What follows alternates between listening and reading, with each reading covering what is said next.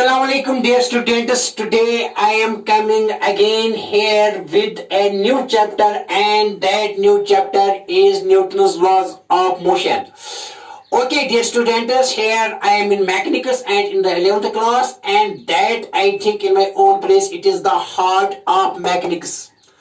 Newton's laws of motion, that is dynamics. Okay dear students, today I am going to give the introduction of this topic.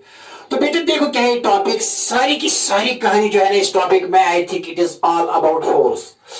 But in addition to force, we have to encounter number of quantities, number of physical quantities that we deal there in kinematics. Okay, dear students, there will be बेटा यहाँ involvement होगी speed की भी, distance की भी, velocity की भी, acceleration की भी. बट एक नया यहाँ एक जन्म लेने वाला एक नई टर्म, यहाँ एक नई टर्म आने वाली है, यहाँ एक नई फिजिकल क्वांटिटी यहाँ आने वाली है इस चैप्टर में. और बेटा ये फिजिकल क्वांटिटी है force. Okay, very nice. So this chapter, that is Newton's laws of motion, that is here dear students, it is dynamics. देखो बेटे क्या है, ये मैकेनिक्स का कौन सा पार्ट है. NLM की स्टार्टिंग कर रहे हैं, इंट्रोडक्शन देनी है बेटा. देखो okay, very nice. See dear students, in short I am writing it NLM लिखते हैं कभी क्योंकि N means Newton's, L means laws, Newton's laws. L का मतलब है बेटा laws, and M means motion. Okay, very nice. देखो बेटा क्या है, in fact now we are taking, इससे पहले जो हमने बेटा टॉपिक कंप्लीट किया, चैप्टर जो हमने कंप्लीट किया, and that was kinematics, and it was all about dear students the motion of material objects without taking into cause of motion. लेकिन अब जो हम यहां स्टार्ट करने जा रहे हैं, that is Newton's loss of motion. तो ये बेटा डायनेमिक्स में आता है, dynamics. I am starting here a new branch of mechanics, and that is dynamics. And what is dynamics? Dynamics is that branch of mechanics which deals with the study of motion of material objects. Deals with the study of motion of material objects. Again mechanics. Motion of material objects by taking into account of cause of motion. Kinematics में बेटा हम cause of motion नहीं लेती थी, लेकिन यहाँ हमको cause of motion लेना है. By taking into account of cause of motion. Account of cause of motion. Dear students, here cause of motion is force. Cause of motion बेटा क्या होता है actually? Force. देखो क्या है, तो इस जो एनएलएम है, न्यूटन्स लॉज ऑफ मोशन है, यहाँ एक नई टर्म आने वाली है, एक नई टर्म जन्म लेगी, और वो टर्म है फोर्स. इनफैक्ट ये सारा का सारा चैप्टर रिवॉल्व हो रहा है around force. Okay, very nice. तो देखो बेटा क्या है, तो फोर्स पढ़ना है, यहाँ पहले स्टार्टिंग करनी है फोर्स क्या है, व्हाट इज फोर्स, डिफाइन करना है फोर्स, क्योंकि ये सारी की सारी कहानी है न्यूटन्स लॉज ऑफ मोशन जो है वो किसके बारे में है, फोर्स के बारे में. देखो बेटा क्या है, लेकिन न्यूटन्स लॉज किस में आते हैं, किस ब्रांच ऑफ फिजिक्स में आते हैं बेटा? Dynamics. And dynamics is again it is branch of mechanics. आपको बेटा ये पता है.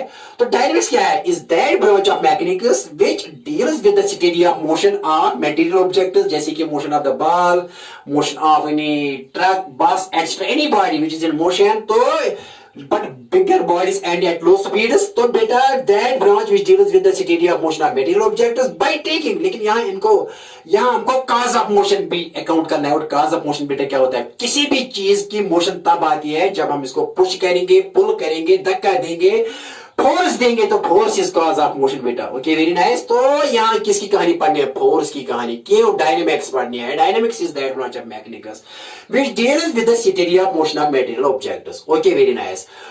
But take it into account of cause of motion. Kinetics में कॉज ऑफ मोशन नहीं लेना था, यहाँ कॉज ऑफ मोशन है लेना है. कॉज ऑफ मोशन किसे होता है बेटा? वो होता है फोर्स से.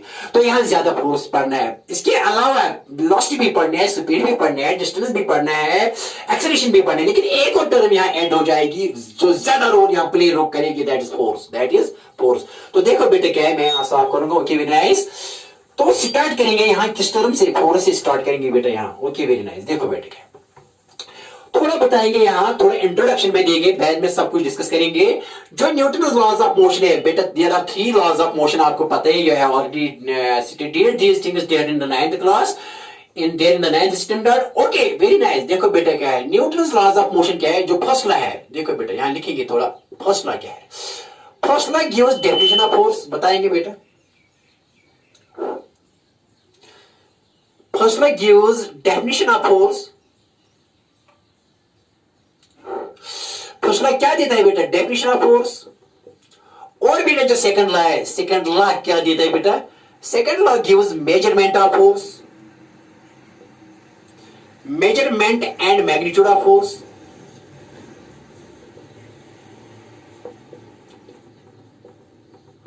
और जो बेटा थर्ड लॉ है, third law gives nature and origin of force. I will discuss this things when I will go in details. Third law क्या देता है बेटा, third law gives nature and origin of force. देखो बेटा तो सारी की सारी कहानी किसके बारे में, फोर्स के बारे में। सारी कहानी न्यूटन्स लॉज की जो है ज्यादा यहां और भी कांटे वाला होगी, लेकिन मेजर पोर्शन जो है वो फोर्स के बारे में। Okay very nice. And that force is cause of motion.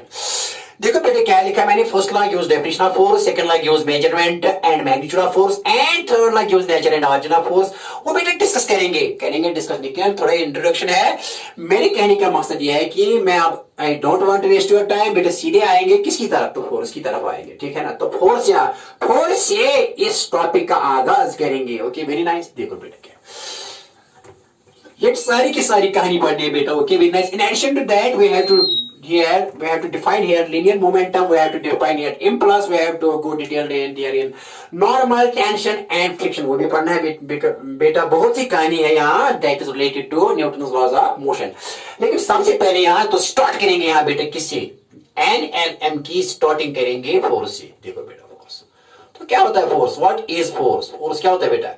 In simple language बेटा, आसान जबान में, इन क्रूड लैंग्वेज में भी कहेंगे, force is a push, force is an effort, force is an effort in the form of push और pull, in the form of push और pull, in the form of push और pull. सो ये push और पुल है, force क्या है, push और पुल। Nutshell में फोर्स क्या है, what is force, it is push और इट इज सिंपली पुल। किसी चीज को धक्का देंगे दैट इज फोर्स, किसी चीज को खींचेंगे पुल करेंगे that is force. Okay very nice. तो फोर्स क्या है, फोर्स इज एन अटेम्प्ट और it is an effort in the form of push और पुल। देखो बेटा क्या है, अगर यहां कोई बॉडी है ऐसे ग्राउंड पर, ये ग्राउंड है यहां बेटा। Okay very nice. Let the body has is having mass m। Okay मैंने बेटा यहां कोई पुल किया, यहां पुल किया, यहां पुल किया बेटा, पुश किया, ये पुल नहीं पुश है, पुश किया। तो इस पुश का नाम क्या पड़ता है बेटे, इसका नाम पड़ता है फोर्स। Okay very nice. अगर किसी चीज को बेटे यहां खींचेंगे, मान लीजिए कि यहां ऐसे है। Okay very nice. अब हम इसको खींचेंगे यहां ऐसे, पुल करेंगे यहां, तो पुल को क्या कहेंगे, यहां पुल करेंगे तो पुल को भी कहेंगे फोर्स। चाहे बॉडी यहां बेटा, चाहे ये बॉडी यहां मूव करेगी या नहीं करेगी, पुश को कहेंगे फोर्स। वेदर इट मूव्स और not but push is known as force, whether it moves or not but pull is known as force। तो pull क्या है, pull and push क्या है यहाँ, this is simply force। तो force क्या है, force is an agency which tries to move a body or moves a body when the body is at rest, or force is an agent or force is an agency or force is a physical quantity in the form of push or pull which tries to move a body or moves a body। अगर body move हो जाएगी तो okay, अगर नहीं हो जाएगी तो it is all okay, no problem. लेकिन push and pull is known as force. Okay very nice. In simple language तो बेटा यहाँ क्या लिखा मैंने, force is an effort in the form of push और पुल। ओके बेटा साफ करेंगे, हाँ। Okay very nice. देखो बेटा सी डियर, वेरी नाइस। तो मैंने यहां लिखा फोर्स क्या है, फोर्स इज ए पुश और पुल। ये है इज ए सिंपल वर्ड में लिखा इज ए पुश और बेटा ये pull which tries to move a body, which tries to change the state of a body, which tries to which changes और tries to which changes और tries to change the state of body, change the state of a body। देखो बेटा क्या है, क्या लिखा मैंने यहाँ, this is definition of force, one of the, there are so many definitions related to force, लेकिन सबसे बेसिक यहीं से स्टार्ट हो रहा है बेटा। फोर्स क्या होता है? फोर्स इज ए पुश और पुल विच चेंजेस और ट्राइज टू चेंज, जो चेंज करता है। इट मीन्स अगर बॉडी बेटा यहां रेस्ट में है,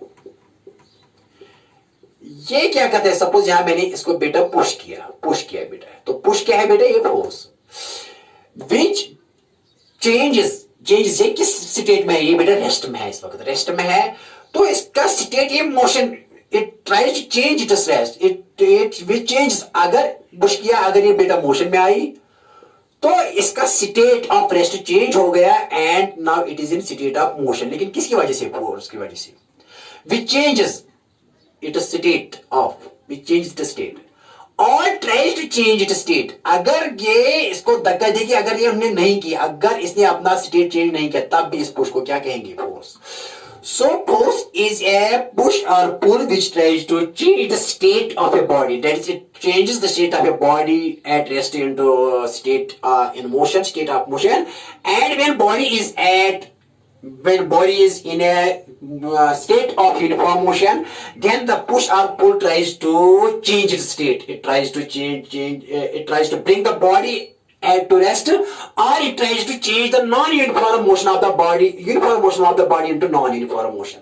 State does not only mean rest or motion state. State means uniform motion or non-uniform motion. Let us discuss these things. Okay बेटा, देखो बेटा, डिस्कस करेंगे। देखो बेटा, स्टेट क्या होता है? देखो बेटा, स्टेट किसको कहते हैं? यहाँ स्टेट थोड़ा इस पर रोशनी डालेंगे।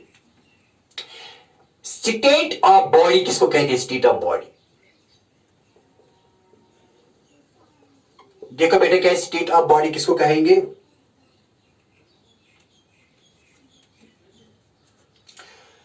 स्टेट, देखो बेटे क्या है, स्टेट ऑफ मोशन की बात कहेंगे। स्टेट ऑफ मोशन, देखो बेटा, स्टेट ऑफ रेस्ट आपको पता है, लेकिन स्टेट ऑफ मोशन की बात कहेंगे। देखो बेटे क्या है, अगर बॉडी की v है 0, v क्या है? अगर कोई बॉडी है, इसकी v क्या है? वेलोसिटी 0, तो हम कहेंगे कि बॉडी किस में है? रेस्ट स्टेट में है। किस स्टेट में है? रेस्ट में है।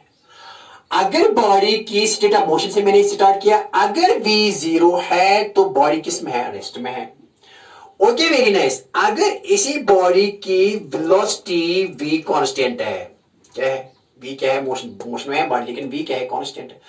तो बेटा ये यूनिफॉर्म किस स्टेट में है? यूनिफॉर्म मोशन में है। किस स्टेट में है बेटा? यूनिफॉर्म मोशन में। अगर बेटा ये बॉडी मोशन में है, लेकिन v is not constant, v is not constant, यहां v कांस्टेंट है, v इज नॉट कांस्टेंट, तो हम कहेंगे इसका स्टेट है नॉन यूनिफॉर्म मोशन। क्या है इसका state? Non uniform motion. Okay, very nice बेटा, क्या लिखा मैंने? तो स्टेट क्या है? State of a body. State of body क्या है? 3 तरह के स्टेट हो सकते हैं बॉडी में। 3 तरह के स्टेट इस मैकेनिक्स में है। एक स्टेट है rest state, that is when velocity of the body, motion से मैंने स्टार्ट किया, अगर मैंने कहा कि वेलोसिटी ऑफ द बॉडी 0, हम कहेंगे कि बॉडी किस स्टेट में है? The body is at state of rest. Okay, very nice. अगर बॉडी मोशन में है, लेकिन v क्या है? v इसकी क्या है? कांस्टेंट, 5 मीटर पर सेकंड से चलती है इन स्ट्रेट लाइन, तो हम कहेंगे इट इज इन किस स्टेट में है? It is in state of किस में है? State of uniform motion. अगर बॉडी है मोशन में, लेकिन v is not constant, when v is not constant it means it has acceleration, so acceleration is not here 0 बेटा, तो हम कहेंगे कि बॉडी किस स्टेट में? इट इज स्टेट ऑफ बेटा किस state of non uniform motion, here acceleration is not 0, लेकिन यहां एक्सेलरेशन क्या है बेटा? यहां एक्सेलरेशन है 0। तो ये 3 तरह के स्टेट यहां हो सकते हैं। Okay, very nice. क्या स्टेट बेटा? Rest state when v is 0, uniform motion state of uniform motion when v remains constant, velocity remains constant in a straight line. Okay, very nice. Agar v does not remain constant and there is acceleration, here acceleration is 0 because v is constant, so acceleration kya aayegi beta? 0. But if v is not constant, then the body, we can say the body is in a state of non-uniform motion. तो 3 तरह के state हो सकते हैं body में। Okay बेटा, क्या लिखा मैंने? फोर्स इज ए पुश और pull which tries to change the state of a body और changes the state of a body. इसका मतलब क्या है बेटा? अगर बॉडी रेस्ट में है तो फोर्स क्या करेगा इसको? अगर हम पुश करेंगे या पुल तो इसका नाम है फोर्स। तो फोर्स इसको रेस्ट में motion state of the force will try to convert it to state of rest into state of uniform motion or state of non-uniform motion. अगर कोशिश करेगा, अगर हो जाएगा तो ओके, नहीं हो जाएगा तो ओके, लेकिन इट इज ए पुश और पुल। पुश और पुल का नाम है फोर्स। कोशिश करता है स्टेट चेंज करने की, अगर चेंज स्टेट किया ओके, नहीं किया तो ओके, लेकिन कोशिश करता है। कभी करता है और कभी कोशिश करता है, लेकिन कभी करता है, कोशिश करने के साथ भी करता भी चेंज, स्टेट चेंज भी करता है। तो यूनिफॉर्म मोशन का स्टेट नॉन यूनिफॉर्म में चेंज कर सकता है, that is force.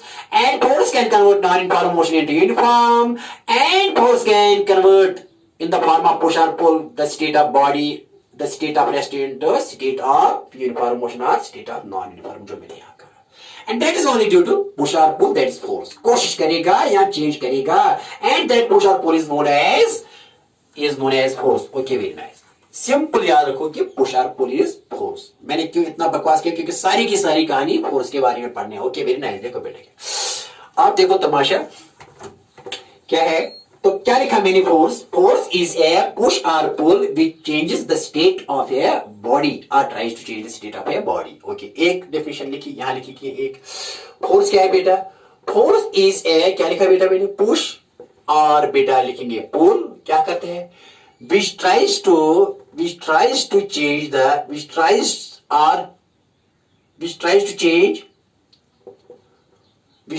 to change or changes the state of a body or changes the state of a body। अब मैंने आपको कहा कि स्टेट ऑफ ए बॉडी किस तरह की हो सकते हैं? Changes the state of a body. बेटे स्टेट ऑफ ए बॉडी तीन तरह की है, भी मैंने डिस्कस किया है। एट रेस्ट भी हो सकता है, इन्हें यूनिफॉर्म स्टेट ऑफ मोशन में भी हो सकता है, और इन्हें नॉन यूनिफॉर्म मोशन और स्टेट में भी हो सकती है। ठीक है ना? तो बॉडी यूनिफॉर्म मोशन में भी हो सकती है, इस स्टेट में भी हो सकती है, नॉन यूनिफॉर्म मोशन स्टेट में भी हो सकती है, और रेस्ट स्टेट में भी हो सकती है। ठीक है? तो फोर्स क्या है? फोर्स इज ए पुश और पुल विच ट्राइज चेंज, और विच को कोशिश करता है चेंज लाने की, और चेंजेस के भी चेंज करता है the state of body. Rest को किस में चेंज करेगा? रेस्ट को मोशन में चेंज करेगा, लेकिन मोशन को साथ साथ रेस्ट को यूनिफॉर्म मोशन में भी चेंज कर सकता है। ओके, और रेस्ट को नॉन यूनिफॉर्म में भी चेंज कर सकते हैं। कौन? पुश और पुल, एंड दैट पुश और pull is known as force, non uniform motion. और बेटा कभी रेस्ट ही रहेगा। सपोज बॉडी पर धक्का दे दे लेकिन बॉडी नहीं चली, तब भी इसको फोर्स कहेंगे, तब भी पुश और पुल को फोर्स करेंगे। अगर हमने धक्का दे लेकिन ये रेस्ट में ही रही, कोशिश की उन्होंने चेंज अपना स्टेट करने की, लेकिन उन्होंने इसका स्टेट चेंज नहीं हुआ, तो तब भी इस पुश को फोर्स कहेंगे। Okay, very nice. देखो now see dear, okay very nice. देखो बेटे क्या है, देखो सी डियर, आप क्या है यहां, देखो बेटे क्या है नेक्स्ट पॉइंट। तो पुश और पुल, तो दूसरा पॉइंट क्या? पहला पॉइंट लिखा आपने, इट इज ए पुश और पुल। दूसरा क्या है? Force is an external agency which causes acceleration in the body, is an external agency which causes acceleration in the body। acceleration कब possible है body में? which is the cause for acceleration in the body, which is the cause for acceleration in the body, later on discuss करेंगे। which is the cause for acceleration in the body, acceleration in the body। acceleration का वजूद में आना किस तरह हो सकते? In the body. Acceleration तब बर्थ लेगी जब किसी बॉडी पर फोर्स अप्लाई होगा। तो पहले फोर्स फिर acceleration. Force is cause for acceleration. जैसे कि हम लिखते हैं force is equal to mass into acceleration. तो जब भी हम किसी बॉडी पर बेटा, जब भी हम किसी बॉडी पर, ये कोई बॉडी है, अगर इस बॉडी पर हम क्या लगाएंगे? फोर्स। तो इस फोर्स की वजह से इसमें क्या प्रोड्यूस हो जाएगी? एक्सेलरेशन। तो अनदर डेफिनेशन क्या है? What is force? Force is an agency, is an external agency which is the cause for acceleration in the body, which the cause for acceleration in the mass m। ठीक है, आई बात समझ में? अच्छा सा question, ये भी लिख लो। क्या है? What is force? Force is nothing, it is cause for acceleration in the form of external agency and in the form of push or pull, which causes acceleration, which produces, which generates, which gives birth to acceleration, and that is force. पहले force फिर acceleration. जैसे कि zoology में कहते हैं कि मुर्गी आया पहले या अंडा आया, कहते हैं ना अंडा या मुर्गी आया, वो तो zoology वाले बताएंगे, लेकिन यहाँ कोई बताए कि acceleration आई पहले या force आया. आपका जवाब क्या होगा बेटा? बेटा आपका आंसर क्या होगा? The answer should be that first came force and then came acceleration, because the birth of acceleration takes place in your body when we apply force on the body. Okay, very nice. तो ये आपको आई बात समझ में? हाँ sir हमको बात आई समझ. देखो बेटे के ओके वेरी नाइस सीरियल. तो फोर्स लिखेंगे मैथमेटिकली, क्या लिखते हैं फोर्स? कैसे लिखते हैं? अगर किसी बॉडी पर हमने बेटा देखो यहाँ ऐसे लिखेंगे फोर्स, तो हम फोर्स लिखते हैं बेटा ऐसे, क्या लिखते हैं? Force. Force is product of क्या लिखते हैं बेटा? Is product of mass and acceleration. Is product of mass and acceleration. देखो बेटे हम m लिखेंगे, किसके बाद लिखेंगे? m into a. देखो बेटे क्या है? सपोज ये कोई बॉडी है और इस बॉडी पर हमने क्या किया? इसका मास m है, हमने क्या ऐप किया? पुल और पुश, और यहाँ अप्लाई किया फोर्स. तो बेटे ये किसके बराबर? ये इसमें क्या प्रोड्यूस करेगा? एक्सेलरेशन. तो बेटा ये फोर्स किसके बराबर है? Mass into acceleration. Newton second law में डिराइव करेंगे, दिखाएंगे कैसे, लेकिन थोड़ा थोड़ा आपको याद भी होगा, इतना टफ नहीं है. तो क्या है बेटे? इसका एस यूनिट क्या है फोर्स का? एस और यूनिट ऑफ फोर्स इज यहाँ. Force is A vector quantity. Force क्या है बेटा? Force is A vector quantity. क्या लिखा मैंने बेटा? Force is A vector quantity. The direction of force is always along the direction of instantaneous acceleration. ये भी लिखो. The direction of force is always along the direction of instantaneous acceleration. Is always along the direction of instantaneous acceleration. ये भी याद रखो बेटा, अच्छा सा क्वेश्चन. क्या लिखा बेटा मैंने यहां? The direction of force is always along the instantaneous at an instant of time. The direction of force is always along the direction of instantaneous acceleration. Important point, जबरदस्त point है बेटा ये. Force is a vector quantity, that means it has both magnitude as well as direction. तो यहाँ हमें बेटा vector laws use करने हैं फोर्स को डील करने के लिए. Okay very nice. The direction of force is, अब डायरेक्शन क्या है फोर्स की? The direction of force is along the direction of instantaneous acceleration. जहां instantaneous acceleration की डायरेक्शन है, इसी डायरेक्शन में क्या बेटा है? फोर्स. आई बात समझ में? नेट फोर्स की नेट फोर्स की बात कह रहा हूं. The direction of net force acting on a body is along the direction of the instantaneous acceleration produced at that time. The acceleration is produced. There is birth of acceleration when we apply force, and the direction of the applied force is along the direction of the instantaneous acceleration. यहाँ बेटा important point है, important point. अब इसका ऐसा unit बेटा लिखो, ऐसा unit इसका ऐसा यूनिट देखो बेटा, ऐसा यूनिट लिखो इसका. अब S I unit of force क्या है? एस आई बेटा यहाँ लिखेंगे, S I unit of force क्या है?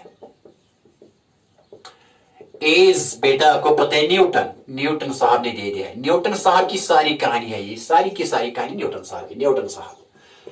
S I unit of force बेटा क्या है? न्यूटन. ओके, ये न्यूटन किसके बात है? देखो बेटा, अगर मैंने ये एक बॉडी ले ली, इसका बेटा ये इसका मास m, ठीक है ना, मास m, लेकिन मास m ले ली 1 kg. Okay very nice. मैंने इस पर क्या अप्लाई किया? फोर्स. बेटा अब फोर्स तो अप्लाई किया इस पर, लेकिन इसमें प्रोड्यूस हो गई acceleration is equal to 1 metre per second square. ठीक है ना? देखो बेटा क्या डेफिनेशन होगा S I unit of force क्या है बेटा? न्यूटन. देखो बेटा क्या है, अब न्यूटन डिफाइन करेंगे. न्यूटन क्या होता है? What is Newton?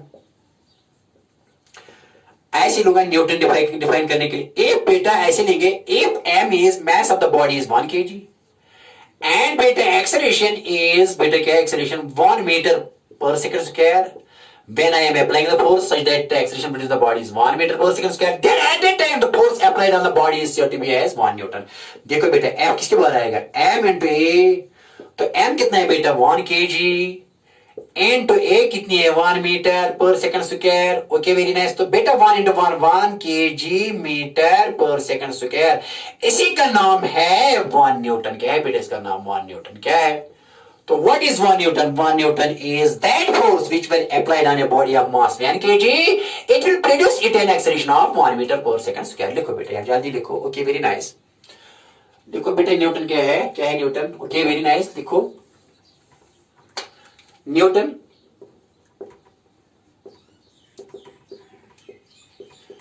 Newton is the force, Newton is the force, Newton is the force, Newton is the force applied on a body, applied on a body, applied on a body, mass बेटा mass कितना है body का 1 kg, such that it produces it in and such that it produces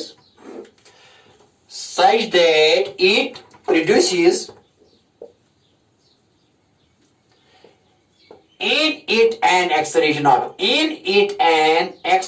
of कितनी acceleration produce करेगा, acceleration of 1 metre per second square.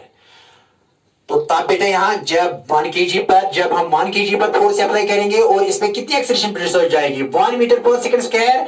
इस वक्त इस force का नाम पड़ता है न्यूटन। तो force Newton is the force, Newton is the force, Newton is the force, is that force which when applied on a body of mass 1 kg, it will produce it an acceleration of 1 meter per second square। इस वक्त इस force को कहेंगे newton. Okay very nice. आई बात समझ में। हाँ सर आई बात। तो ये ऐसा यूनिट है, SI unit of force is newton. अब सीजीएस यूनिट क्या है, ये SI unit of newton, this is SI unit of force.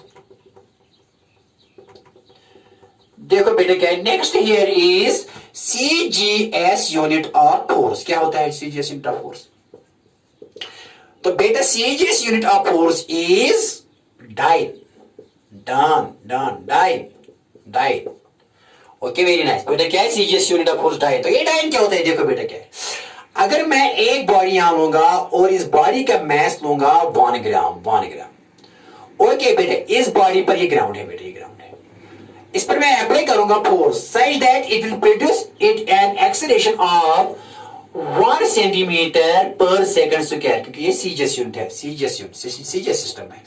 CGS unit of force is dyne. ये डाइन क्या होता है, देखो बेटा when we apply force on a body of mass 1 gram such that it will produce it an acceleration of 1 centimetre per second square along the direction of the force, then at that time the force applied on the body is said to be as 1 dyne. Okay बेटा देखो बेटा अब dyne करेंगे, define dyne. बेटा dyne define करने के लिए क्या लेंगे हम, a mass is equal to बेटा 1 ग्राम एंड बेटा एक्सेलरेशन क्या लेंगे, acceleration is equal to 1 centimetre per second square. Therefore बेटा फोर्स किसके बराबर रहेगा, force is mass into acceleration. मास है बेटा यहाँ 1 ग्राम और एक्सेलरेशन क्या है 1 सेंटीमीटर पर सेकंड स्क्वायर। इसी का नाम है, इसका नाम है ये 1 इंटू 1 आएगा और यहाँ ग्राम बेटा लूंगा सेंटीमीटर पर सेकंड स्क्वायर। इसी का नाम है 1 डाइन, इसका नाम है बेटा 1 डाइन। क्या है 1 डाइन बताओ।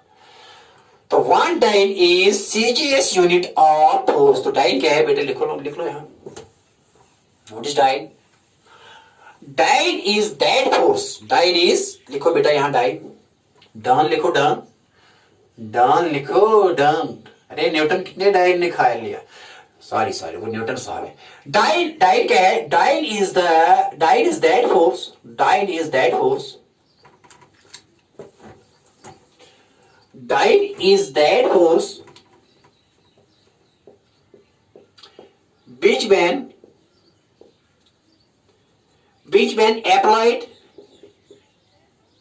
when applied on a body of, ये लिख लो बेटा, on a body of mass 1 gram will produce it an acceleration of, will produce it an acceleration of बेटा क्या एक्सेलरेशन प्रोड्यूस करेगा, एक्सेलरेशन ऑफ 1 ग्राम पर सेकेंड। यहां 1 gram centimetre, sorry 1 centimetre per second square. Acceleration तो unit है acceleration का ये 1 centimetre per second square. देखो बेटा क्या है, is said to be as one dyne, or dyne is that force which when applied on a body of mass 1 gram, such that it will produce it an acceleration of 1 centimeter per second square, क्योंकि हमने यहाँ 1 gram into 1 centimetre per second square ले लिया, और इसी का नाम है डाइन. किसका नाम है? Gram into centimetre per second का स्क्वायर का नाम है डाइन. तो dyne is that force which when applied on a body of mass 1 gram will produce it an acceleration of 1 centimeter per second square. Okay, आई बस. हाँ लिख लो बेटा, ये भी लिख लो. Okay, very nice. तो इसके बाद यहां लिखेंगे इसका ग्रेविटेशनल यूनिट भी लिखेंगे. ओके, तो ये सारी की सारी किसके बारे में कहानी बेटा? ये सारी कहानी है फोर्स के बारे में, तो क्यों ना लिखेंगे इसका ग्रेविटेशनल यूनिट भी लिखेंगे फोर्स का. ओके, लिखो बेटा. तो आप लिखेंगे gravitational unit of force. Gravitational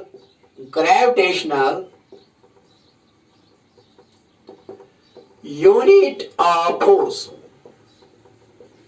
क्या होता है बेटा? देखो बेटे क्या होता है. 1 kg वेट, 1 kg एफ भी लिखा होता है, एफ फोर्स, एफ कहीं, और इसका दूसरा नाम है 1 kg कहीं लिखा है वेट, डब्ल्यू टी, और यहां लिखो बेटा डॉट. ऐसे क्या होता है gravitational? What is gravitational units of force? It is 1 kg F force, इसको पढ़ते हैं 1 किलोग्राम फोर्स. इसको क्या पढ़ते हैं बेटे? यहां 1 किलोग्राम फोर्स. और बेटे पढ़ने में आता है ऐसे 1 किलोग्राम वेट. ठीक है ना? This is gravitational unit of किसका बेटा? फोर्स का. किसका? Gravitational unit of force. अब डिफाइन करेंगे ये केजी फोर्स क्या होता है. देखो बेटा क्या है. सी डियर, वी नो बेटा, हमको पता है कि फोर्स किसी बात है मैस इनटू एक्सेलरेशन. हमको पता है कि फोर्स मैस इनटू एक्सेलरेशन. ये डिराइव भी करेंगे न्यूटन सेकंड लॉ में. This is the conclusion of the Newton second law of motion. दिखाएंगे कैसी बेटा, लेकिन थोड़ा थोड़ा याद रखो. ठीक है ना? आपको ये पता है, सिंपल डेफिनेशन, शॉर्ट डेफिनेशन आपको पता है कि force mass into acceleration divide. देखो बेटा क्या ये डिस्कस होगा सारी कहानी फोर्स के बारे में.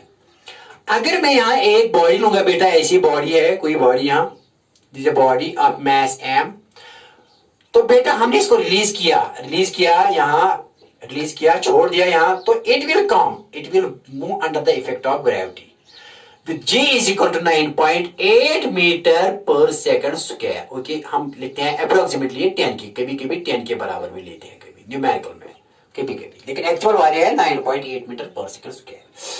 तो ये जो बेटा देखो बेटा क्या है, अगर ग्रेविटेशनल यूनिट की बात आए तो इसका मतलब है कि ग्रेविटी का इन्वॉल्वमेंट है यहाँ. देखो बेटा क्या है, तो फोर्स कितना होगा इसका, ग्रेविटेशनल फोर्स कितना होगा इसको यहाँ पे. देखो बेटा क्या है, क्योंकि अब ये ए यहाँ किसके बराबर है? ए यहाँ जी के बराबर. यहाँ ए इज इक्वल टू जी, तो देयरफॉर बेटा फोर्स क्या लिखेंगे? मैस इनटू जी. ठीक है ना? यहाँ क्या लिखेंगे? फोर्स. तो यहाँ तो एक्सेलरेशन है, लेकिन एक्सेलरेशन ड्यू टू ग्रेविटी. जब हम किसी बॉडी को बेटा रिलीज करेंगे, it will fall under the effect of gravity. तो एट दैट टाइम ए के बदले के बेटा क्या लिखेंगे? Acceleration due to gravity. तो फोर्स किसके बराबर है इस बॉडी पर? तो फोर्स किसके बराबर? दैट इज ग्रेविटेशनल फोर्स, वो होगा एम इनटू जी. लेकिन मुझे यहाँ डिस्कस करना है ग्रेविटेशनल यूनिट क्या है. देखो बेटा, दैट इज 1 kg. 1 kg किसको कहते हैं? 1 kg. देखो बेटा यहाँ लिखिए, एक अगर मैं m लूंगा 1 kg, अगर मैं अब ये m क्या लूंगा बेटा? 1 kg, और g तो पता है कि 9.8 इंटू एंड g कितना है? g is equal to 9.8 metre per second square. देखो बेटा फोर्स क्या आएगा इस वक्त? फोर्स साफ करेंगे बेटा, ये लिख लिया आपने, लिख लो. देखो बेटा क्या है इस वक्त. Okay, very nice. देयरफॉर बेटा फोर्स किसके बाहर आएगा इस वक्त? फोर्स आएगा ये, यहां लिखेंगे m के बदले क्या बेटा? 1 kg इनटू बेटा g के बदले कितना है? g तो आपको पता है 9.8 मीटर पर सेकंड स्क्वायर. आप देखो बेटा क्या है, f comes out to be as 1 into 9.8. बेटा ये आएगा 9.8 kg metre per second square. इसका नाम पड़ता है बेटा, इसका नाम पड़ता है 1 kg. इसी का नाम है 1 kg फोर्स, और इसका नाम है 1 kg weight. Weight is also a force. Here force is gravitational force, and that gravitational force is also equal to the weight of this body. Weight is also a force by which a body gets attracted towards the center of earth. तो बेटा मैंने यहाँ force के बदले WT भी कोई लिखेगा, और इसका नाम है क्या? इसको कहते हैं 1 kg weight. तो पता है बेटा 1 kg weight किसके बारे आएगा? यहाँ लिखिए, देयरफॉर बेटा यानी कि 1 kg एफ लिखो और 1 kg वेट किसके बराबर बेटा, ये है बराबर 9.8 न्यूटन। ये किसके, ये तो न्यूटन के बराबर है बेटा। अरे ये तो न्यूटन के बराबर है, कितना है 9.8 न्यूटन। ये किसके बारे है, इसको कहते हैं केजी बोलते हैं, लेकिन ये किसके बारे है, ये तो न्यूटन के बारे है। तो 9.8 newton is equal to 1 kg F और इसका दूसरा नाम है 1 kg वेट। तो 1 kg वेट और 1 kg एफ किसके बारे है, 9.8 न्यूटन। इजी है, टफ, आसान कुछ भी नहीं। अगर इसी को सीजीएस में लिखेंगे, ग्राम क्या लिखेंगे सीजीएस में, सीजीएस यूनिट, ये तो SI gravitational unit, SI gravitational unit. लेकिन अगर इसी में ये ऐसे एक कोई ऐसी में कभी होता है, कभी ऐसी में होता है, ये लिख लिया, पहले ये लिख लो, ये लिख लो, पहले ये लिख लो। कभी कभी बेटा ऐसी होता है, देखो क्या ग्राम वेट, अगर ग्राम वेट आएगा कहीं 1 ग्राम वेट, 1 ग्राम वेट और बेटा 1 ग्राम एफ, तो ये किसके बराबर बेटा, देखो ये भी ग्रेविटेशनल यूनिट है, लेकिन it is in terms of gram, it is in CGS units, but first was in KG units. देखो बेटा क्या ये क्या है, हम लिखेंगे ऐसे एफ किसके होता है, मैस इनटू एक्सेलरेशन। बेटा मैंने अगेन कहा कि अगर यहाँ बॉडी है, इसका मैस एम है, तो ये गिर रही है नीचे जी सी, ठीक है ना, क्योंकि नीचे है ना जमीन का ग्रेविटेशनल फोर्स, तो इसका जो है ना यहाँ फोर्स वो वेट के बराबर भी होता है। फोर्स यहाँ क्या किसके बराबर होता है, वेट के भी बराबर होता है। Weight is that force by which a body gets attracted towards the center of earth. Here force is also equal to its weight. Gravitational force is equal to its weight of the body.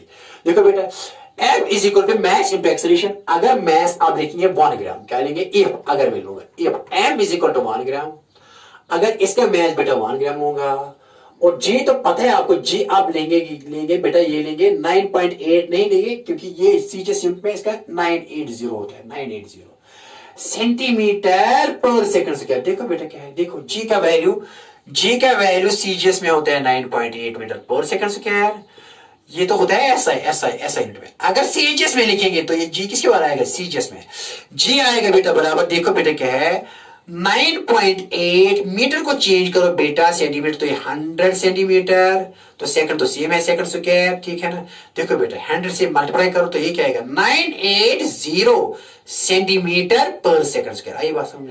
तो जी का value CGS में क्या है, CGS unit में क्या है 980 centimetre per second square. तो यहां बेटा मैंने लिया एम 1 ग्राम और एक्सेलरेशन इज इक्वल टू जी। आपको पता है कि एम ए के बराबर होता है, एफ लिखेंगे एम इंटू जी, यहाँ क्योंकि जी यहाँ एक्सप्रेशन है। Okay very nice.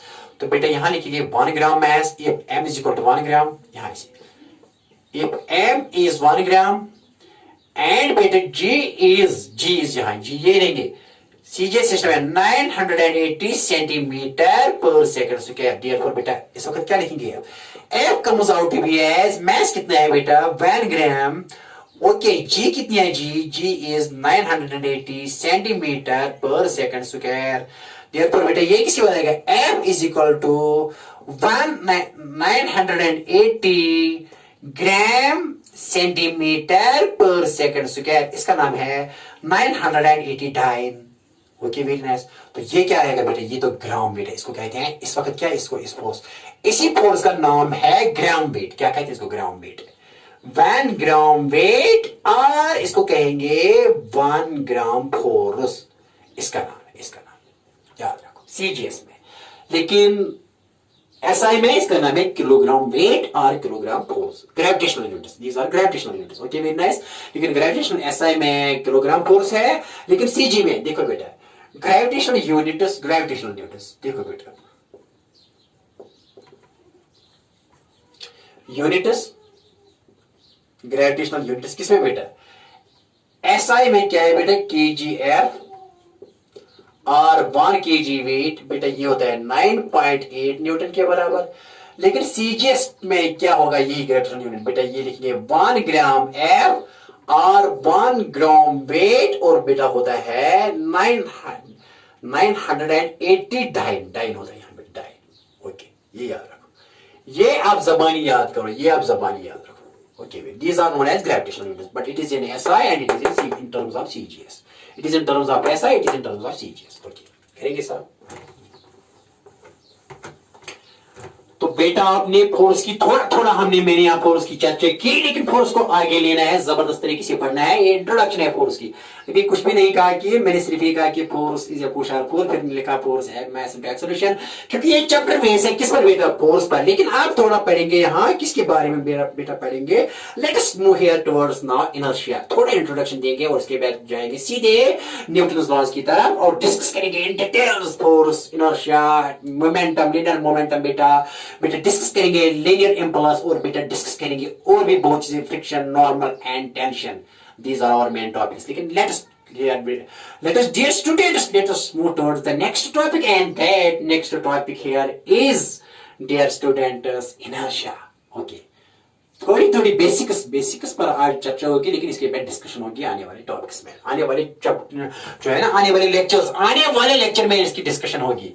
लेकिन यहाँ बेसिक्स हम स्टार्ट करेंगे बेटा। ओके देखो बेटा, अब आपको ये भी देखो फोर्स के बारे में थोड़ा और भी बताएंगे, फोर्स देखो बेटे के फोर्स के बारे में, फिर पढ़ेंगे इनर्शिया, इसके बाद इनर्शिया पढ़ेंगे। लेकिन एक और थोड़ा सा यहाँ बेटा कुछ और बताएंगे। टाइप्स ऑफ फोर्स, यहाँ टाइप्स ऑफ फोर्स बेटा आपको पता है कि there are 4 basic forces in nature में कितने बेसिक फोर्स है, 4। तो बेटा आपको पता है क्या क्या होता है। पहला फोर्स क्या होता है, देखो बेटा क्या यहाँ लिखेंगे, पहला होता है weakest of all, that is gravitational force.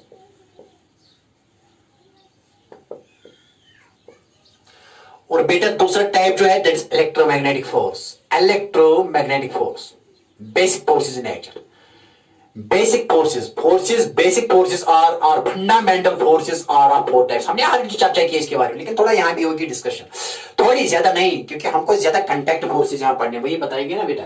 तो force its type of basic forces are in, there are 4 basic forces in nature, there are 4 fundamental forces in nature. और पहला है ग्रेविटेशनल फोर्स, दूसरा इलेक्ट्रोमैग्नेटिक फोर्स, ओके बेटा तीसरा क्या है, तीसरा है weak nuclear force, strong nuclear force. और बेटा लास्ट में क्या है, लास्ट में है वीक न्यूक्लियर फोर्स। हमने डिस्कस किए हैं बेटा, already in first topic in units and measurements in the physical world I discussed these forces. लेकिन देखो बेटा क्या है, यहाँ कौन सा फोर्स पढ़ना है। अब परेशान हो रहे हैं, ले इलेक्ट्रोमैग्नेटिक पढ़ना है, ग्रेविटेशन ये पढ़ना है, ग्रेविटेशन एक चैप्टर है हमारा यहाँ टर्म सेकंड में, और ग्रेविटेशनल फोर्स की जबरदस्त डिस्कशन होगी ग्रेविटेशन में। लेकिन थोड़ा थोड़ा यहाँ कभी बीच में आएगा, किसमें, यहाँ न्यूटन्स लॉज में आएगा, कभी ये आएगा। लेकिन डिस्कशन इसकी ज्यादा होगी ग्रेविटेशन में। और ये इलेक्ट्रोमैग्नेटिक फोर्स जो है बेटा ये डिस्कस होगा 12th क्लास में इलेक्ट्रिसिटी एंड मैग्नेटिज्म में, डिटेल्ड के साथ डिस्कशन के साथ होगा ये डिस्कस। वहां यहाँ डिस्कस नहीं करना है, थोड़ा करना है, बताएंगे वो क्या, थोड़ा एलिमेंट्री पढ़ना है यहाँ। लेकिन डिस्कशन क्या होगी 12th में, क्योंकि सारी की सारी 12th में कहानी है इलेक्ट्रिसिटी एंड मैग्नेटिज्म के बारे में। ओके बेटा स्ट्रॉन्ग न्यूक्लियर फोर्स तो न्यूक्लियर फिजिक्स में पढ़ेंगे, और ये दोनों चीजें ऑलमोस्ट न्यूक्लियर फिजिक्स में, ये ज्यादा क्योंकि इसके बारे में ज्यादा जानकारी है ही नहीं न्यूक्लियर फोर्स के बारे में, आपको पता ही है कि, लेकिन ये होगा आपको, ये पढ़ेंगे आप न्यूक्लियर फिजिक्स में पढ़ेंगे, दोनों चीजें न्यूक्लियर फिजिक्स में, वीक न्यूक्लियर फोर्स और स्ट्रॉन्ग न्यूक्लियर फोर्स, और लेकिन पढ़ेंगे nuclear physics, that's 12th class में पढ़ेंगे, 12th क्लास में डिस्कशन के साथ। यहाँ नहीं, 11th में बिल्कुल ज्यादा चर्चा इसके बारे में नहीं होगी, बिल्कुल कहीं नहीं मिलेगा ज्यादा आपको। और ये होगा ये इलेक्ट्रिसिटी एंड मैग्नेटिज्म में मिलेगा, ये भी 12th में ज्यादा मिलेगा, इलेक्ट्रिसिटी एंड मैग्नेटिज्म 12th में डिस्कशन होगी, लेकिन यहाँ थोड़ा पढ़ना है, इसका एलिमेंट्री पढ़ना है यहाँ।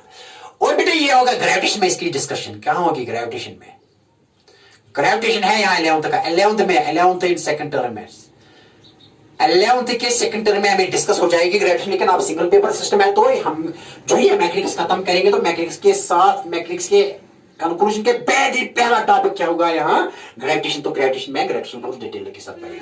लेकिन थोड़ा जो फिर यहाँ क्या पढ़ना है, यहाँ भी तो फोर्स पढ़ना है ना, एनएलएम में फोर्स पढ़ना है, लेकिन कौन से फोर्स ज्यादा कौन से फोर्स पढ़ने तो ये सभी फोर्स की इन्वॉल्वमेंट होगी, इसकी नहीं ज्यादा नहीं होगी, लेकिन इसकी तो होगी, थोड़ी होगी। लेकिन क्या पढ़ने होंगे ज्यादा, वही बताएंगे बेटा। देखो बेटा क्या है, एनएलएम में कांटेक्ट फोर्स पढ़ने हैं ज्यादा, क्या पढ़ने हैं, न्यूटन्स लॉज ऑफ मोशन में ज्यादा पढ़ना है कांटेक्ट फोर्स। क्या पढ़ना है बेटा, कांटेक्ट फोर्स। क्या पढ़ना है, कांटेक्ट फोर्स, ठीक है ना। कांटेक्ट फोर्स क्या है, when one body is in physical contact with the another, okay, very nice, then the force that comes into play at that time is known as contact force. ठीक है ना, कभी push करेंगे ऐसे ऐसे किया पुश तो ये contact direct my fingers are now in direct contact, अगर मैंने पुश किया यहाँ and that push here is a contact force because this my body is in contact with the body of the board. आप जब किसी रेडे को धक्का दे रहे हैं, किसी बॉडी को धक्का देंगे तो हमारे हैंड दिस और in direct contact with this, that is known as contact. और व्हेन वी पुश, जैसे बेटे दिखाएंगे यहाँ, तो ज्यादा क्या यहाँ क्या किस किस फोर्स के बारे में ज्यादा यहाँ डिस्कशन होगी इस एनएलएम में, न्यूटन लॉज ऑफ मोशन में, कंटेक्ट फोर्स की। लेकिन ये क्योंकि ये बेसिक फोर्स है, क्योंकि दुनिया में यूनिवर्स में ओनली 4 बेसिक फोर्सेस है। क्या क्या दुनिया में वर्ल्ड में खाली 4 बेसिक फोर्सेस है। क्या क्या बेटा है? अरे आजकल कहते हैं कि 3 फोर्सेस है। आजकल कहते हैं कि इस और इस फोर्स को कंबाइन किया गया, वीक और इसको कंबाइन किया गया बाय, क्योंकि famous Pakistani scientist of the sound क्या got Nobel prize for unification theory and he unified electromagnetic forces with nuclear. लेकिन हमको ये नहीं पढ़ना है, हमको यहाँ क्लासिकल के तरीके से पढ़ना है, हमको इसमें डीप नहीं जाना है, क्वांटम तरीके से नहीं पढ़ना है, क्योंकि सारी की सारी एलिमेंट में जो फिजिक्स है वो है क्लासिकल फिजिक्स। क्लासिकल फिजिक्स ही ज्यादा आएगी आपकी नीट में, आपके जेई में ज्यादा क्लासिकल फिजिक्स आएगी, और आपकी डिस्कशन जो सिलेक्शन होगी एमबीबीएस में, नीट में, कहीं भी किसी भी एम्स में, आईआईटी में जो भी सिलेक्शन हो जाएगी, that is purely based on classical physics, classical mechanics, classical electrodynamics. Quantum पर नहीं होगी, क्वांटम तो यहां ज्यादा है ही नहीं। यहाँ न्यूक्लियर फिजिक्स थोड़ा मॉडर्न फिजिक्स है, इसमें बहुत कम मार्क्स है, लेकिन ज्यादा से ज्यादा मार्क्स जो आपको लेने हैं वो क्लासिकल फिजिक्स से रिलेटेड है। ओके, तो छोड़ दो अब्दुल सलाम की कहानी हो वो छोड़ दो। तो बेटा यहाँ क्या है, देखो बेटा क्या, क्योंकि दुनिया में कितने फोर्सेस हैं, बेसिक तो 4 ही हैं, एक ग्रेविटेशनल, एक इलेक्ट्रोमैग्नेटिक, एक स्ट्रॉन्ग न्यूक्लियर और एक वीक। तो ये कंटेक्ट फोर्स जो एनएलएम है, जो न्यूटन लॉज में पढ़ने, ये किसके साथ है, ये किसके साथ है बेटा, ये है किसका टाइप, इलेक्ट्रोमैग्नेटिक फोर्स का टाइप। ओके, ये सिर्फ चार्ज का मसला नहीं है, दिखाएंगे कंटेक्ट फोर्स कौन सा फोर्स है, इलेक्ट्रोमैग्नेटिक फोर्स का टाइप कौन सा फोर्स, दिखाएंगे। देखो बेटा यहां लिखेंगे, अगेन लिखेंगे, देखो बेटा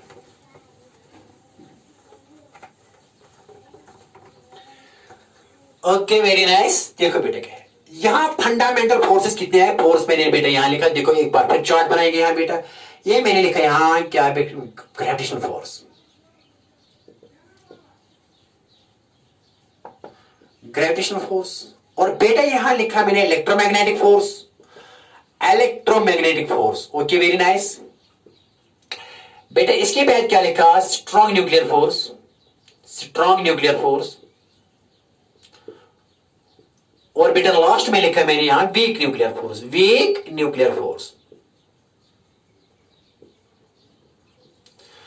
ये जो हमको एनएलएम में न्यूटन्स लॉज में क्या पढ़ना है, न्यूटन्स लॉज में पढ़ना है contact force, that is when one body is in contact with other ज्यादा यही पढ़ना है। देखो बेटे क्या है, तो ये किसमें आता है, ये इसमें आता है कंटेक्ट फोर्सेस। यहां ये किसका टाइप है, ये कंटेक्ट फोर्स किसका टाइप है, ये है टाइप इलेक्ट्रोमैग्नेटिक का कंटेक्ट फोर्स। अब इस कंटेक्ट में क्या क्या आता है बेटा, ध्यान रखो, यहां इसमें आता है नॉर्मल, एक फोर्स पढ़ना है यहां नॉर्मल फोर्स, चार्ट याद रखो, और दूसरा पढ़ना है बेटा यहां टेंशन, टेंशन दूसरा फोर्स, और तीसरा फोर्स यहां पढ़ना है फ्रिक्शन। यही 3 फोर्सेस पढ़ने हैं यहां। क्या ज्यादा पढ़ना है बेटा, यहां थोड़ा थोड़ा पढ़ना है, ग्रेविटेशन भी पढ़ना है, लेकिन ग्रेविटेशन आता है ये थोड़ा आएगा हर जगह, क्योंकि जब भी कोई बॉडी होती है तो ग्रेविटेशनल फोर्स जरूर लगता है, तो ये भी होगा। लेकिन ज्यादा क्या पढ़ना है, ज्यादा जो पढ़ना है डिस्कशन होगी वो कंटेक्ट फोर्स के बारे में होगी एनएलएम में। और कंटेक्ट फोर्स क्या क्या होता है, नॉर्मल फोर्स डिस्कस करेंगे, नॉर्मल बताएंगे कि ये कंटेक्ट फोर्स क्या होता है, बताएंगे नॉर्मल फोर्स क्या होता है, बताएंगे टेंशन क्या होता है, और बताएंगे कि फ्रिक्शन क्या होता है। यही कहानी है, यही। तो क्या क्या पढ़ना है एनएलएम में, न्यूटन लॉज में क्या क्या पढ़ना है बेटा, क्या क्या पढ़ना है एनएलएम में, न्यूटन लॉज ऑफ मोशन में क्या पढ़ना है, नॉर्मल फोर्स, क्या पढ़ना है टेंशन, टेंशन पढ़ना है, और क्या पढ़ना है एनएलएम में बेटा, ज्यादा पढ़ना है फ्रिक्शन। यही 3 टॉपिक्स, यही 3 फोर्सेस जबरदस्त तरीके से पढ़ने हैं। Okay very nice. लेकिन ये भी, इनकी भी इन्वॉल्वमेंट होगी, ग्रेविटेशन की भी इन्वॉल्वमेंट होगी जरूर, लेकिन ज्यादा होगी, ज्यादा मैक्सिमम पोर्शन ही होगा, और इसी का नाम है एनएलएम, ठीक है ना। अदरवाइज फोर्सेस तो इलेक्ट्रोमैग्नेटिक, लेकिन इसकी ज्यादा चर्चा होगी 12th में, मैंने कहा इसकी न्यूक्लियर फिजिक्स में होगी, न्यूक्लियर फिजिक्स में, और इसकी होगी इलेक्ट्रिसिटी एंड मैग्नेटिज्म में, लेकिन ये ग्रेविटेशन में होगा।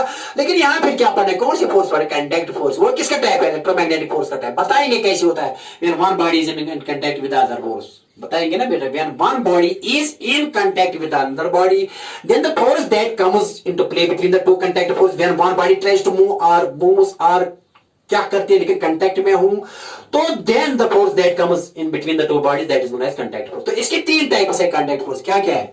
नॉर्मल फोर्स, नॉर्मल कहेंगे या नॉर्मल फोर्स कहो, टेंशन कहेंगे या टेंशन फोर्स कहो, फ्रिक्शन फोर्स, फ्रिक्शनल फोर्स कहो या सिंपली फ्रिक्शन कहो। Okay, very nice.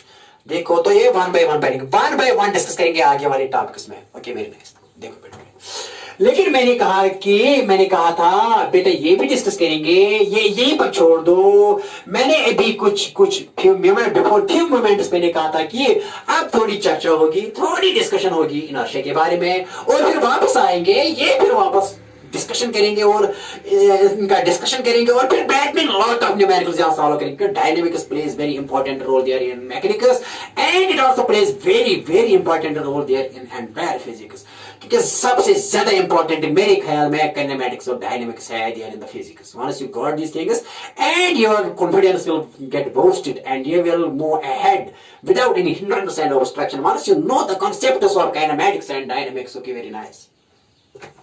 क्योंकि डायनेमिक्स और काइनेमेटिक्स के जो रूल्स जो है वो इलेक्ट्रिसिटी और मैग्नेटिज्म में भी यूज होते हैं, आगे वाले चैप्टर्स में भी यूज होंगे। Okay, very nice. देखो बेटा, अब डिस्कशन होगी यहाँ इनर्शिया के बारे में, फिर वापस आएंगे, यही पढ़ेंगे, फोर्स की कहानी ज्यादा पढ़ेंगे, कांटेक्ट फोर्स ज्यादा पढ़ेंगे, नॉर्मल टेंशन एंड फ्रिक्शन मैंने कहा कि पढ़ेंगे। लेकिन फिलहाल लेट अस एक one more concept here that is inertia. अभी मैंने कहा था ना कि इनर्शिया भी पढ़ेंगे। इनर्शिया क्या होता है? What is inertia? ओके बेटा, स्टेट, ये भी स्टेट ऑफ बॉडी, स्टेट, क्योंकि बॉडी का स्टेट तीन तरह के का हो सकता है। Inertia is related to the state of a body. क्या रिलेटेड है किसके साथ? State of a body. State of a body के साथ ये रिलेट है। कौन सी टर्म? इनर्शिया। इनर्शिया किसके साथ रिलेट है? State of a body. मैंने ये भी कहा कि स्टेट ऑफ ए बॉडी तीन तरह के हो सकते हैं। क्या हो सकते हैं बेटा? अगर वी है जीरो किसी बॉडी का तो इसको कहेंगे रेस्ट स्टेट। क्या स्टेट कहेंगे? Rest state. अगर बेटा वी किसी में कांस्टेंट होगी तो इसको बेटा कहेंगे, क्या कहेंगे? वी वेलोसिटी, वेलोसिटी कांस्टेंट, तो इसको कहेंगे यूनिफॉर्म स्टेट, लेकिन uniform motion state. Uniform motion state, क्या स्टेट कहेंगे? यूनिफॉर्म, तो ये मोशन स्टेट है, मोशन स्टेट। अगर बेटा यहां तो एक्सेलेरेशन क्या आएगी? यहां तो बेटा एक्सेलेरेशन जीरो होगी। अगर बेटा एक और यहां लिखेंगे V does not remain constant, तो यहां लिखेंगे नॉन यूनिफॉर्म। क्या लिखेंगे? Non uniform motion state. Non uniform motion state. तो बॉडी की स्टेट कितने हैं? तीन। Uniform rest state, uniform motion state, non uniform motion state. इसमें क्या है? V does not remain constant. A here a is not equal to 0 but here a is equal to 0, ये याद रखो। तीन तरह के स्टेट है। अब इनर्शिया क्या है? इनर्शिया बेटा क्या है? It is the inability of a body to change its state by itself. State तीन तरह के हैं, मैंने लिखा है बेटा, क्लियर किया सब कुछ। रेस्ट स्टेट भी क्लियर किया, यूनिफॉर्म मोशन स्टेट भी क्लियर किया, नॉन यूनिफॉर्म मोशन भी स्टेट किया। बी कांस्टेंट है, a zero. V does not remain constant, a does not equal to 0. Both these are motion status, uniform and non, but this is rest state when v is equal to 0. ये याद रखो थोड़ा। अब inertia, inertia लिखो बेटा, definition of inertia की लिखो। Inertia की डेफिनेशन ये लिख लिया? हाँ सर लिख लिया। ओके, देखो बेटा,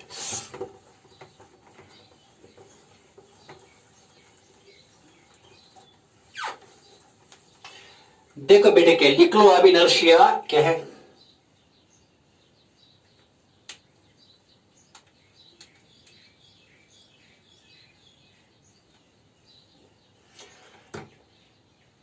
इनर्शिया लिखो।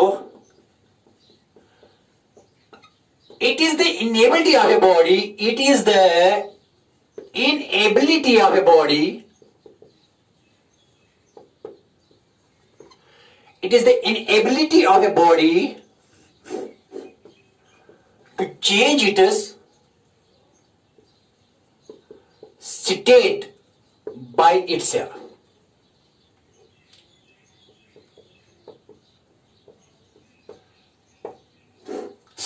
और बेटा ये भी लिखेंगे बेटा, देखो क्या लिखे, और it is the property of the body. बेटा क्या लिखेंगे? इट इज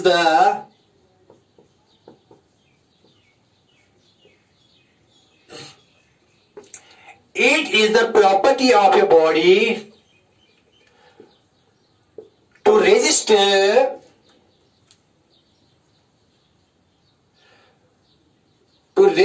द, तो बेटा क्या लिखिए? It is the property of a body to resist the change in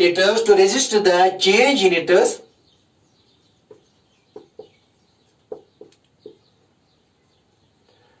natural state, ये भी लिख सकते हैं, ये लिख लो आप बेटा, ये डिस्कस करेंगे क्या है, आसान है लेकिन डिस्कस करना है, आगे यही लेना है ना, आगे आगे देखो बेटे क्या है। Inertia, it is the inability of a body to change its state by itself. State तो तीन तरह के हैं, uniform state, non uniform state और रेस्ट स्टेट। अगर कोई बॉडी रेस्ट में है तो वो अपना स्टेट रेस्ट में खुद चेंज नहीं कर सकती है। That inability, that property of inability of the body to change its state by itself, तो जरूर फोर्स अप्लाई करना होगा इसका स्टेट चेंज करने के लिए। लेकिन जो इसमें नाकाबिलियत है, नासलाहियत है अपना स्टेट खुद चेंज न करने की, तो इस नाकाबिलियत प्रॉपर्टी को, नासलाहियत प्रॉपर्टी को, जो अगर ये रेस्ट में तो रेस्ट में ही रहना चाहती है, और अगर ये मोशन में तो मोशन में नहीं रहना चाहती है, तो does not want to come to the rest। अगर ये रेस्ट में तो ये रेस्ट में ही रहना चाहती है, जो ये खुद इसमें नाकाबिलियत है कि अपने स्टेट को चेंज करे। That property of a body is known as inertia. It is the inability of the body to change its state by itself। अगर मैं ये रेस्ट में है तो ये खुद रेस्ट से मोशन की तरफ नहीं आएगी, मोशन में नहीं आएगी। अगर ये मोशन में है तो ये खुद रेस्ट में नहीं आएगी, और अगर ये यूनिफॉर्म मोशन है तो नॉन यूनिफॉर्म में नहीं जाएगी, अगर नॉन यूनिफॉर्म मोशन में है तो यूनिफॉर्म में नहीं आएगी, अगर मोशन में है तो रेस्ट में नहीं आएगी, अगर रेस्ट में तो रेस्ट में नहीं आएगी। खुद इसकी खुद अपनी ताकत नहीं है, इसकी खुद इनेबिलिटी है, and that inability of a body is known as it is inertia, and that is measured by mass. More the inertia, more is the inability. Less the inertia, less the mass, less is the inertia, and less is the inability to change its state. Okay, very nice। देखो बेटा यहाँ ये लिखेंगे, ऐसे बेटा लिखेंगे, देखो ये लिख लिया आपने, ये भी है। It is the property of a body to resist the change in its natural state. Resist बेटा ये है कि अगर यहाँ ये दिस इज अनदर वर्ड, ये तो सेम थिंग है बेटा। अगर कोई बॉडी यहाँ जिसका मास m है, अगर ये रेस्ट में है तो बेटा अगर कोई इसको ये कहेंगे ये खुद मोशन में नहीं आ सकती है, खुद। It is the inability of a body to change, किस स्टेट में है, रेस्ट स्टेट में है। इट विल नॉट, किस स्टेट में आएगी, ये मोशन स्टेट में नहीं आएगी। It is the inability of a body to change it state by itself, खुद ये रेस्ट मोशन से यूनिफॉर्म मोशन स्टेट में नहीं आएगी, क्योंकि इसमें ताकत ही नहीं है, ये इनेबिलिटी है। And that inability of that property of this body is known as it is inertia. अगर मास ज्यादा होगा, ज्यादा इसको चांसेस है मोशन में आने का, क्योंकि पहाड़ अगर लेंगे तो it is very difficult for a mountain to change it state, क्योंकि more the mass more is the inertia. Inertia is directly proportional to mass. Translational inertia. Translatory inertia is directly proportional to mass. सीधे लिखो आप, simple word में, inertia is directly proportional to mass। अगर पहाड़ है, पहाड़ का mass ज्यादा है तो इसको ज्यादा नाकाबिलियत है अपने आप को हिलने की। लेकिन इसकी बरक्स अगर कोई हम लेंगे कॉटन लेंगे, कॉटन हैज लो मास, तो mass कम है इसका, इट इज इजी, वो भी it has also property, it does not want to change its state by itself. लेकिन अगर इस पर फोर्स अप्लाई करेंगे तो इजीली ये अपनी पोजीशन चेंज करेगी। तो ये भी लिखा ना, it is the property of a body to resist the change in state. देखो बेटा आप क्या है, ये नहीं है, रेजिस्ट क्या है। अगर बेटा माउंटेन पर फोर्स करेंगे, माउंटेन सपोज यहां लिखिए, देखो बेटा इनर्शिया क्या लिखा मैंने, इज डायरेक्ट लिखो, ये inertia is directly proportional to mass. ये लिखो, more the mass more is inertia, less the mass less is inertia, less the mass less is inertia, देखो बेटे, more the mass more is inertia, less the mass less is inertia। देखो बेटे, अगर हम बेटा ऐसे देखो बेटे क्या, अगर मैं यहां एक माउंटेन, एक बड़ा सा ऑब्जेक्ट लूंगा जिसका ज्यादा मास है, mass is equal to 20 kg लूंगा, 20 kg, और दूसरे केस में मैं mass लूंगा बेटा 5 kg। ये m1 है, और m2 में क्या लूंगा, यहां बेटा 10 kg। देखो बेटा क्या, तो नहीं खुद इसको ताकत है अपना स्टेट चेंज करनी, रेस्ट में है, ये खुद मोशन में नहीं आ सकती है, ये भी रेस्ट में, ये खुद मोशन में नहीं आ सकती है। That inability of a body to change its state by itself is known as inertia of rest. Inertia, क्योंकि इनर्शिया भी टाइप्स है, इनर्शिया ऑफ रेस्ट है, इनर्शिया ऑफ मोशन है, तो लिखेंगे बेटा। ओके ओके ओके ओके, देखो बेटा क्या है, ऐसे देखो, पहले लिखेंगे, लिखो टाइप्स ऑफ इनर्शिया भी लिखो वहीं से। टाइप्स ऑफ इनर्शिया तीन तरह के, types of inertia is of three types. Types of inertia कितने हैं? Three. There are three types of inertia. One type is inertia of rest,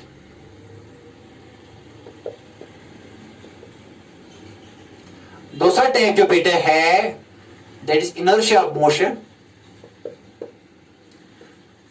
और बेटा तीसरा टाइप जो है that is inertia of direction. Inertia of direction देखो बेटा तीन तरह के इनर्शिया, लेकिन inertia is the inability of a body to change its state by itself. तो स्टेट भी तीन तरह के हैं। Okay very nice. देखो बेटा अगर ये बॉडी रेस्ट में है तो ये खुद मोशन में नहीं आ सकती है। अगर अब हम इस पे क्या करेंगे, अपने फोर्स, सपोज फोर्स करेंगे। देखो बेटा क्या है, मैं फोर्स यहां मान लीजिए कि मैं यहां 2 न्यूटन करूंगा, यहां 2 न्यूटन अप्लाई, और यहां भी बेटा 2 न्यूटन अप्लाई, सेम फोर्स मैंने अप्लाई किया, लेकिन ये ज्यादा अपोज करेगी टू चेंज इट स्टेट। ये बिल्कुल नहीं मानेगी 9 न्यूटन पे। ये कहेगी नहीं मैं 9 न्यूटन पे नहीं हिलने वाली हूं, मैं नहीं जाऊंगी। ये कहेगी हाँ मैं भी हिलने वाली नहीं हूं, लेकिन इसको थोड़ा हो जाएगा ना कुछ हो जाएगा, क्योंकि इसका मैस कम है, इसका मैस ज्यादा है, इसकी ज्यादा इनेबिलिटी, इट इज इसकी प्रॉपर्टी ज्यादा है टू रेजिस्ट दिस फोर्स, लेकिन इसकी प्रॉपर्टी कम है टू रेजिस्ट दिस फोर्स। ये भी अपोज करेगी। It will also resist to change its state. It will also resist. That resistance is that opposition to the applied force is known as inertia. It will resist, but it will resist more, it will resist less. It has more inertia, it has less inertia. Because ये बिल्कुल नहीं चाहेगी अपना state, क्योंकि इसका mess ज्यादा है। ये भी नहीं चाहेगी, लेकिन इसे तो 2 न्यूटन पर इसके चांसेस है ज्यादा अपना स्टेट चेंज करने के एज कम्पेयर टू दिस। तो ये रेजिस्टिव जो है ना, इसकी opposition that is to change it, the resistivity that is shows to opposite state is less as compare to the resistivity that it shows this body. इसकी resistivity ज्यादा है, इसकी रेजिस्टेंस अपोजिशन ज्यादा है टू चेंज इट स्टेट, लेकिन इसकी opposition कम है to change it state. तो इसका इनर्शिया बेटा कम है और इसका इनर्शिया ज्यादा है। ठीक है ना? ओके, आई बात समझ में? इनर्शिया इज द, तो बेटा मैंने क्या लिखा था यहां,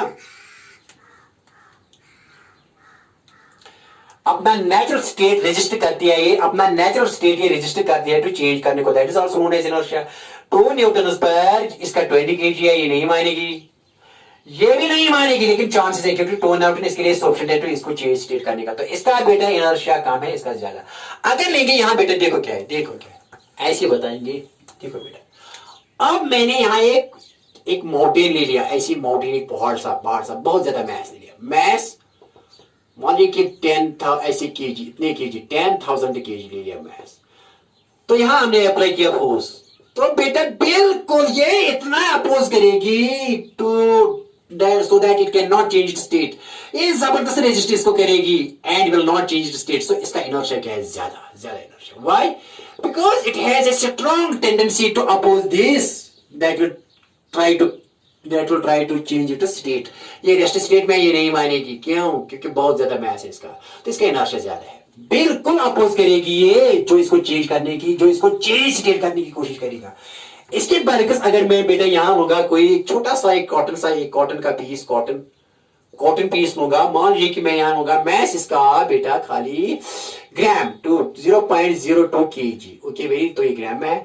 तो बेटा अगर यही फोर्स करेंगे यहाँ अप्लाई, तो इसके चांसेस है इजिली ये भी अपोज करेगी, अरे इसमें भी टेंडेंसी है, but it has low tendency because मामूली फोर्स पर ये अपना स्टेट चेंज करेगी। So it will also resist to oppose it change.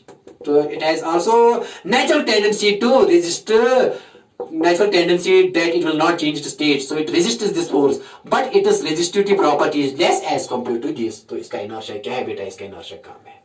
It has less inertia, less mass, less inertia, more mass, more inertia. Okay. अब inertia बेटा 3 तरह के हैं। तो पहला क्या लिखा बेटा मैंने? inertia of, क्या लिखा? inertia of rest। और दूसरा क्या लिखा बेटा मैंने? inertia of motion. और तीसरा क्या लिखा मैंने? Inertia of direction. बेटा ये डिस्कस होगी और आगे वाले चैप्टर में, inertia of direction. Okay very nice, इसके बारे में मैं डिस्कशन करूंगा, लेकिन बेटा इस वक्त नहीं, आने वाले नेक्स्ट टॉपिक में ये डिस्कस होगा। इनर्शिया अगेन होगा डिस्कशन करेंगे इनर्शिया के बारे में। बेटा इसके साथ ही आज के लेक्चर खत्म। Okay very nice.